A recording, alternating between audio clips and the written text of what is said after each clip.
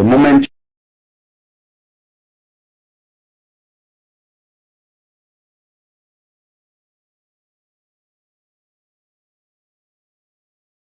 you might never be seen again. And that has happened previously.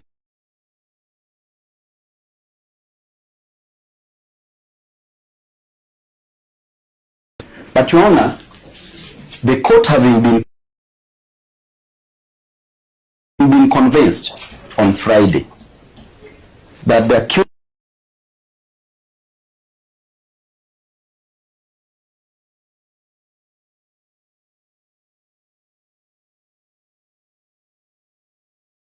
then it means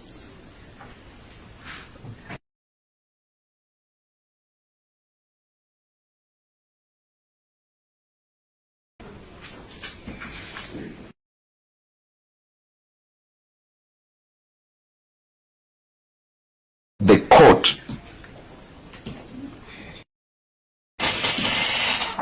stipulates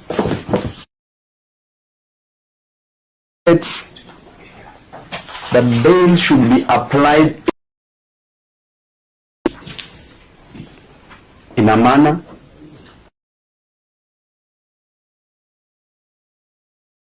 not punishing, Your Honor, before trial.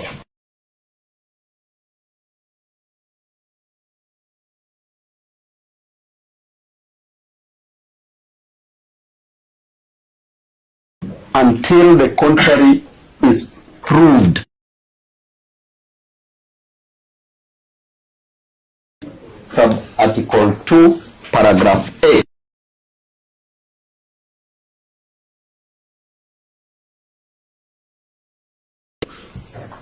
Your Honor, issuing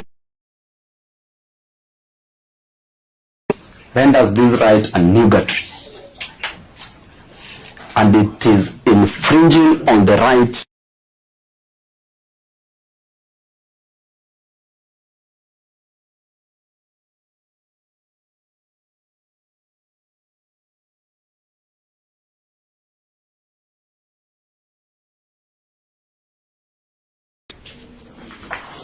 and that amount to miscarriage of justice.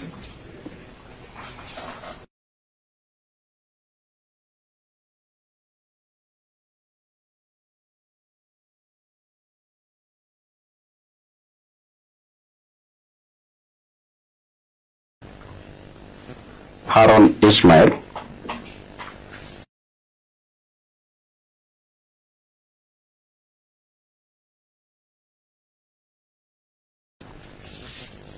Justice Wasami said that the best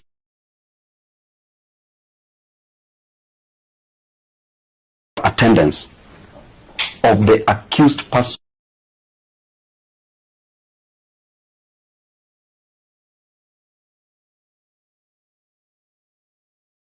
Your Honor, no nature the trial level.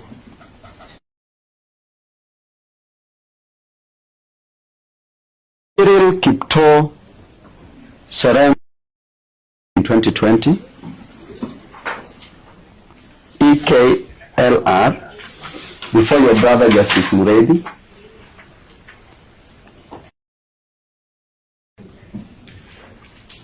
He said that the grant of bail is not a backdoor denial.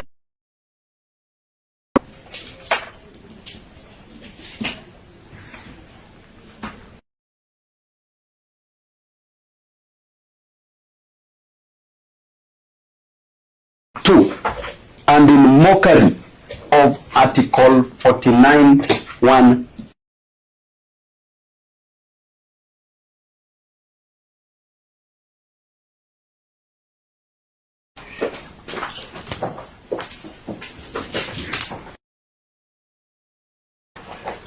Your Honor, the most recent one that I handled personally,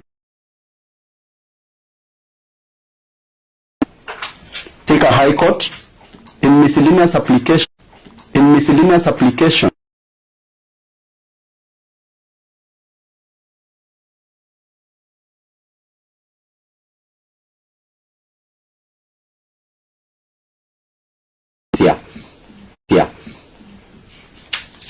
and 41 the prosecution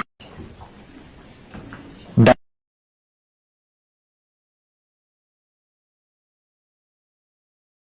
the powerful or the politically convinced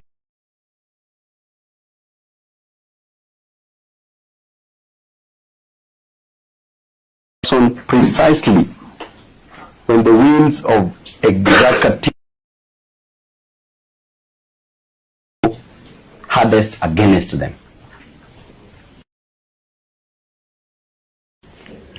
Today, Your Honor, this court is not trying the charges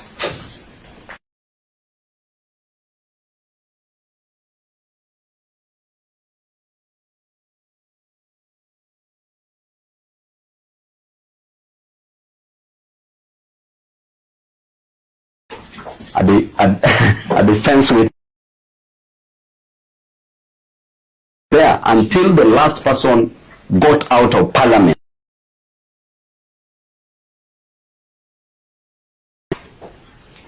Within the precincts of parliament. Not trying these charges.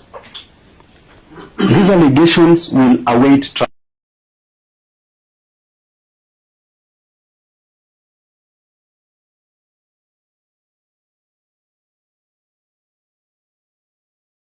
Itself, the Constitution,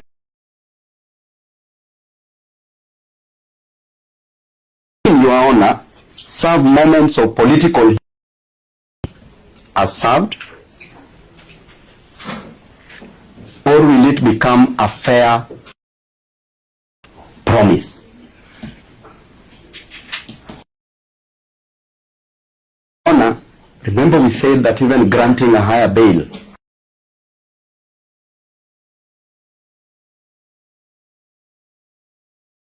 for innocence, it is not a medal for innocence. It is recognition of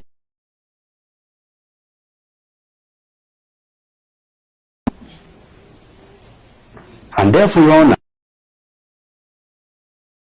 becomes the default in case a higher bail is then acquittal years later, Your Honor, becomes nothing more than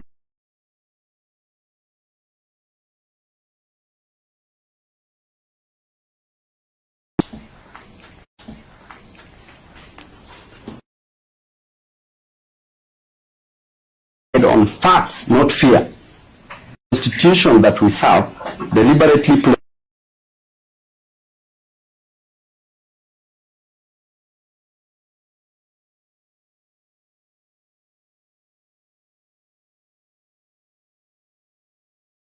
imprison first and prove later is to invert the constitutional order.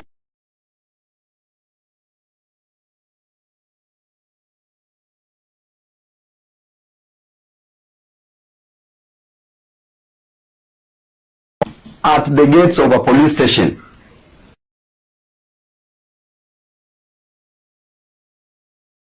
accompanies him everywhere. Your Honor, and it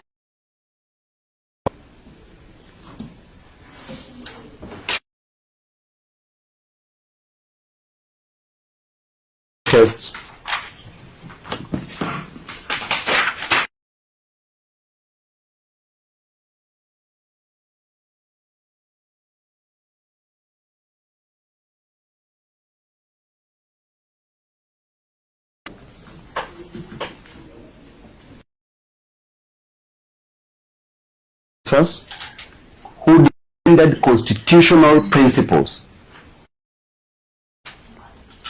When doing so, Your Honor, was an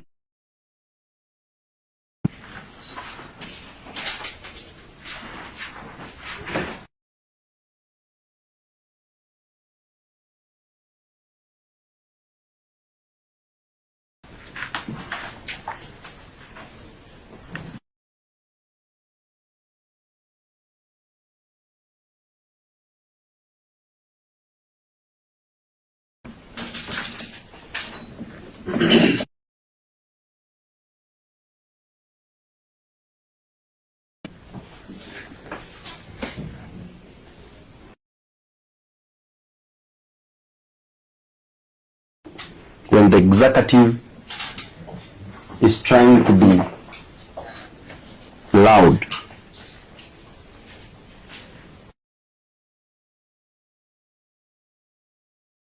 For conviction.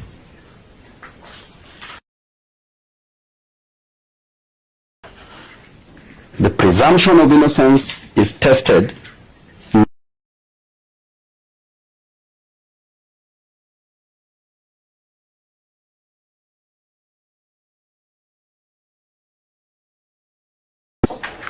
and Your Honor, the strength of this constitution that we serve under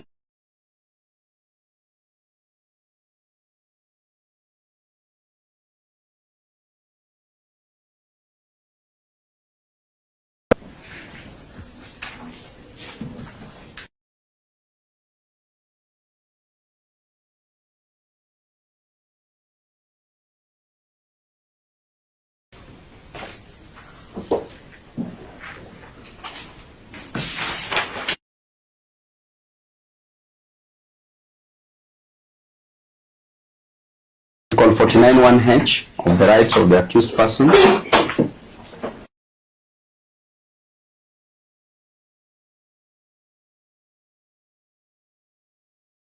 Your Honor, may it also guide you.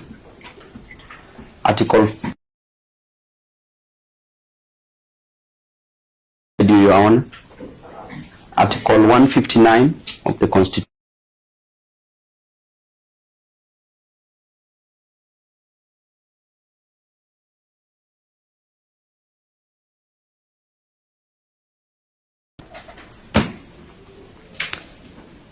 May you be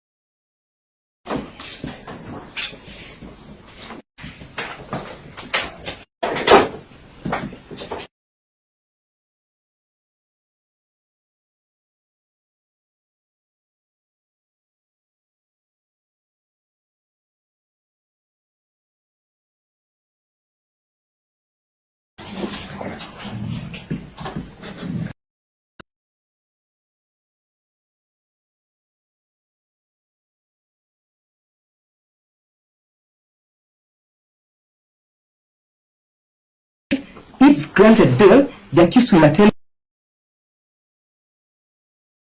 for any bail or bond consideration. In this case, that there is no argument that the accused person is a flight risk or will not attend.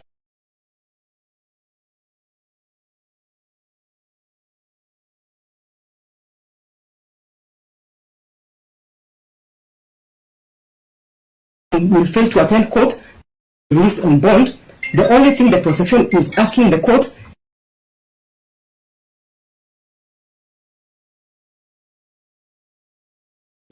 including capital offences. We have seen superior courts release accused.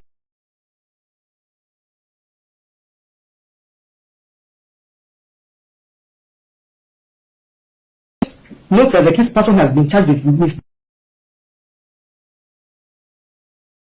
the circumstances of the university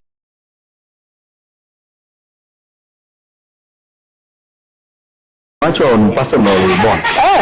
Tumepiga hiyo kitu boss.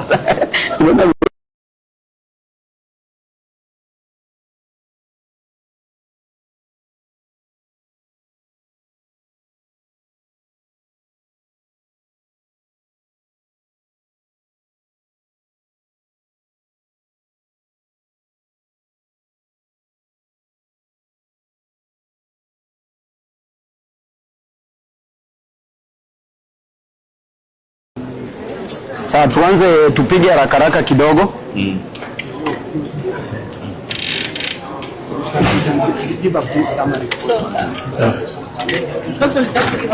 So, thank you members of the press.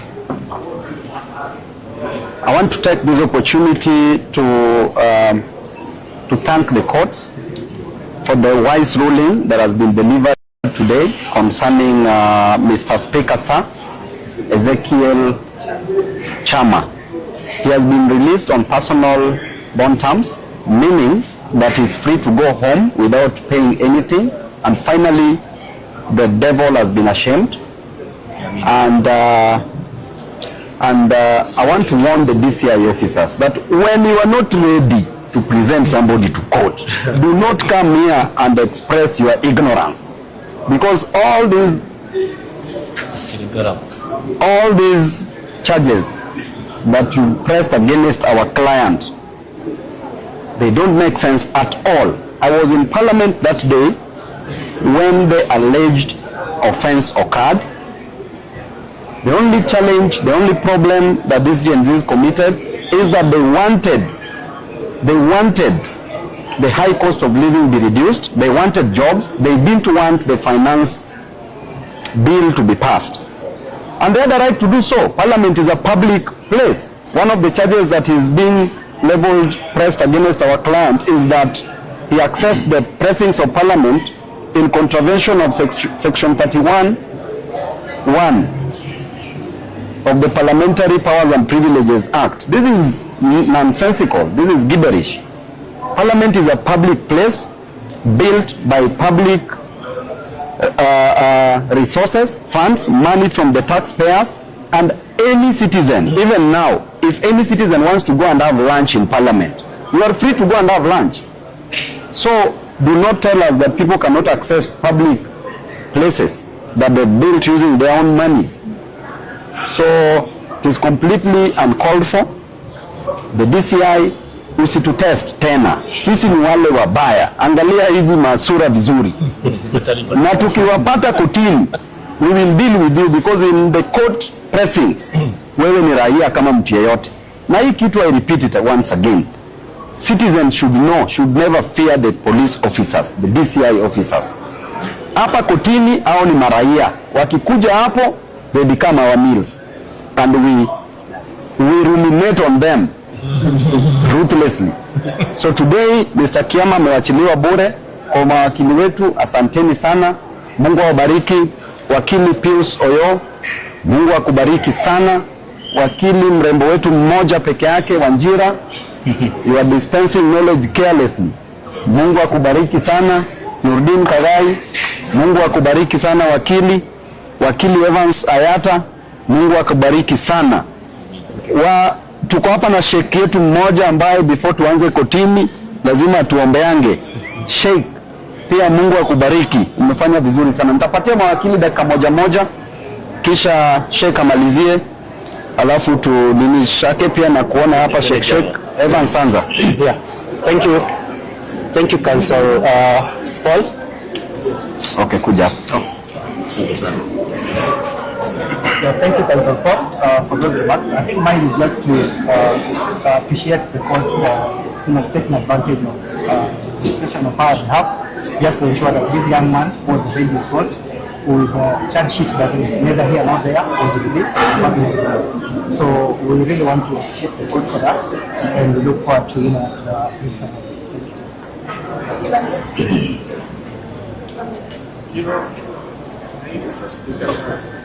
All I want to say is that today's ruling is a reflection of what that there's still a big job for the DCI, for the police team, that rejected Kiama in and the court did a good job of recognizing that and there is no need to count an innocent citizen, which is what the DCI and the this is a good example, and one example in a pile of many examples of using a misusing power that has been given to count citizens. And that is why, as advocates, we exist to ensure that that will not happen. And therefore, we look forward to walking this journey with Ghana and at best ensuring that the DCI Your name?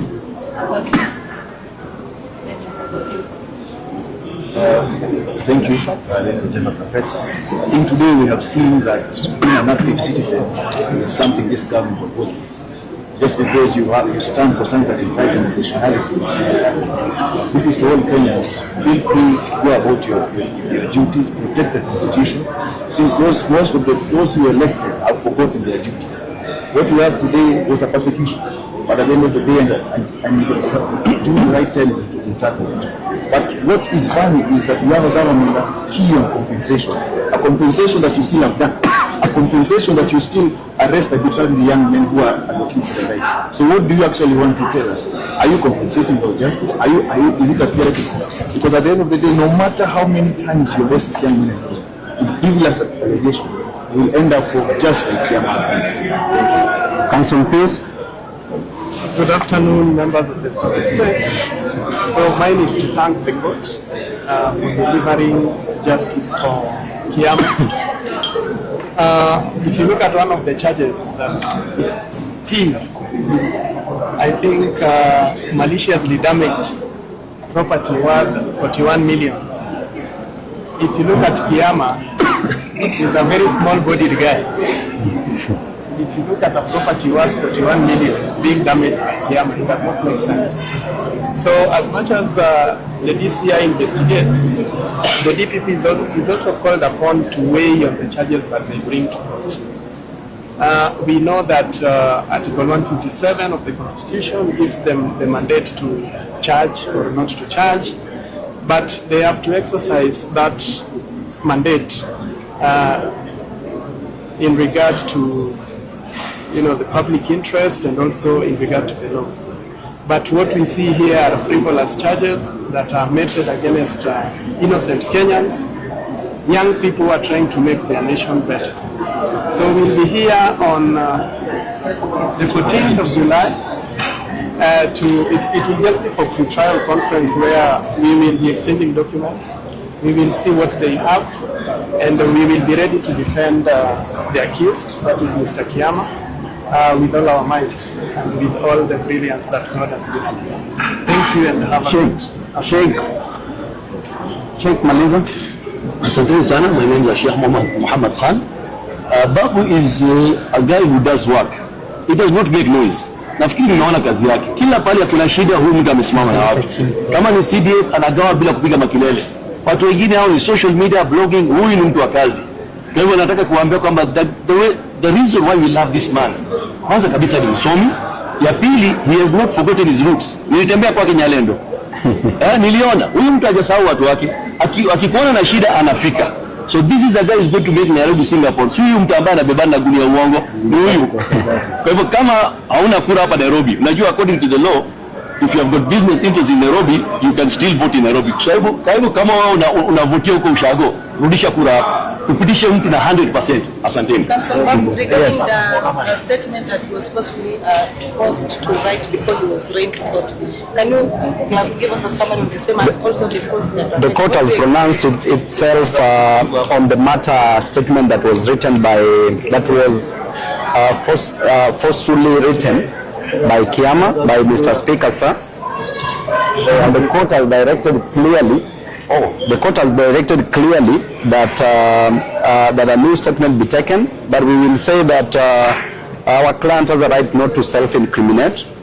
That was a case in the United Kingdom of Wilmington versus the Republic, that you cannot incriminate yourself. So hiyo mambo I think imeishia hivyo. There's a very important issue that I want to talk about. Hii mambo ya Abdul Aziz from Kiamaiko. Abdulaziz was abducted by the DCI officers close to around between 7 to 10 days ago. This gentleman was taken by DCI officers. Up to date, hajawahi tolewa. Today we filed a habeas corpus application, meaning that the DCI officers, the Inspector General of Police, we want him here in court to come and answer where this gentleman is, whether dead or alive. If he is dead, if he is dead, we want that body. That body belongs to the family. If he is alive, we also want him alive because he is of his family. The brothers are here, the family members are here. Amwezi shika watu and then you send bloggers, you say that Zizu was a criminal. Huyo ni criminal ya wananchi. Kama ni criminal ya wananchi. Na kama ni criminal, there is a court process that should be followed. Make sure Abdulaziz is presented before a competent court of law. Ama apelekwe nyumbani, the mother is waiting. Inspector General of Police, Bwana Kanja, wacheni maupuzi mingi. Tunataka Zizu urgently. Kama hakuna Zizu, hakuna amani. Hiyo iendelee hivyo. Sawa sawa. So nimesha file application. Tunangoja orders ikishaletwa, Inspector General of Police aletwe hapa ajibu hiyo maswali haraka haraka. Sio itakuwa ni sawa? Nimetumia orders. Umepata? Nani Sheikh ako wapi? Sheikh, umepata hizo orders? Angalia simu yako, nimetumia orders za Zizu. Nimekutumia. So asanteni sana, Mungu awabariki. Sawa sawa? Haya. Asante.